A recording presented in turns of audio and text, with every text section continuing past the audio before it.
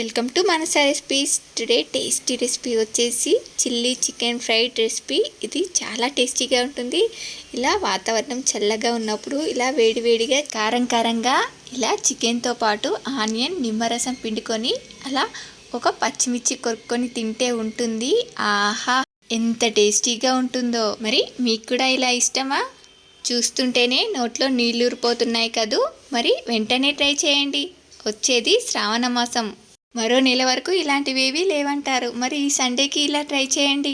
మరి మీకు కూడా ఇది ఇలా పర్ఫెక్ట్గా రావాలంటే వీడియోని స్కిప్ చేయకుండా చివరి వరకు చూడండి.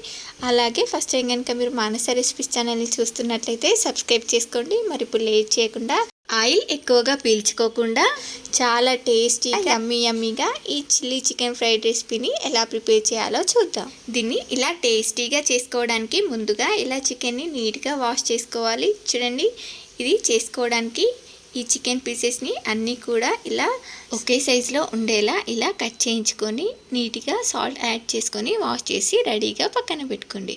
ఇప్పుడు దీనిలోకి ఇలా పచ్చిమిర్చి, మిరియాలు, అలాగే వెల్లుల్లి రెబ్బలు, అల్లం ముక్కల్ని వేసుకొని మీకు టేస్ట్కి సరిపడా కారం, నేను ఇక్కడ ఒక 2 స్పూన్స్ కారము, 1 టీ స్పూన్ ధనియా పౌడర్, 1/2 టీ స్పూన్ వేయించి పొడి చేసుకున్న జీరా పౌడర్, అలాగే 1/4 టీ స్పూన్ గరం మసాలా వేసుకొని దీనిలోకి ఇలా ఒక నిమ్మకాయని ఇలా గింజలు లేకుండా రసం తీసుకోండి. చూడండి, ఇలా నిమ్మరసాన్ని వేసుకోవడం వల్ల మనకు ఇది చాలా టేస్టీగా ఉంటుంది. చూడండి, దీనిలోకి ఇలా ఒక నిమ్మరసాన్ని పిండుకున్న తర్వాత దీనిలోకి 1-2 టేబుల్ స్పూన్ల వాటర్ని యాడ్ చేసుకొని మనకి ఇలా గ్రైండ్ చేయడానికి వీలుగా వాటర్ యాడ్ చేసుకొని ఇలా ఫైన్ పేస్ట్లా గ్రైండ్ చేసి రెడీగా పెట్టుకోండి.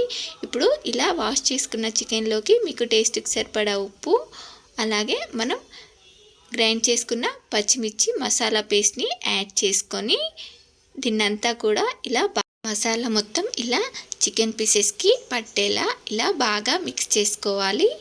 ఇప్పుడు దీనిలోకి నేను ఇక్కడ ఫుడ్ కలర్ని యాడ్ చేసుకుంటున్నాను. మీకు నచ్చితే వేసుకోండి, లేదంటే స్కిప్ చేసేయండి.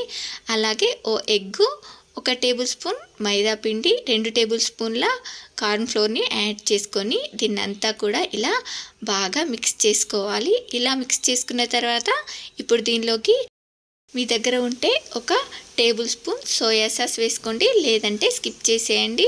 చూడండి, ఇది వేసుకుంటే చాలా టేస్టీగా ఉంటుంది. ఇలా సోయా సాస్ వేసుకున్న తర్వాత మరొకసారి దీన్నంతా కూడా ఇలా బాగా మిక్స్ చేసి ఇప్పుడు దీన్ని మూత పెట్టి ఒక 2 to 3 అవర్స్ పాటు ఫ్రీజర్లో పెట్టేయండి. మీకు వీలైతే ఈవినింగ్ చేసుకోవాలనుకుంటే మార్నింగే ఇలా ప్రిపేర్ చేసి పెట్టుకోండి. చాలా టేస్టీగా ఉంటుంది. పీసెస్కి మసాలా బాగా పట్టుకొని తింటూ ఉంటే చాలా టేస్టీగా వస్తాయి. ఫ్రీజర్లో నుండి తీసి ఇలా కొంచెం కొత్తిమీర వేసుకొని దీన్నంతా మిక్స్ చేసి ఇలా ఒక్కొక్క పీస్గా ఇలా వేసుకోవాలి. చూడండి, మనకు ఆయిల్ బాగా వేడైన తర్వాత ఇలా ఆయిల్లో పట్టేంత వరకు వేసుకొని మంటని లో టు మీడియం ఫ్లేమ్లోకి అడ్జస్ట్ చేసుకుంటూ వీటిని మంచి రంగులోకి వచ్చే వరకు ఫ్రై చేసుకోవాలి. చూడండి, వేసిన తర్వాత వెంటనే కదల్చకుండా ఇలా కొంచెం ఫ్రై అయ్యాక మరోవైపుకి తిప్పి ఫ్రై చేసుకోవాలి.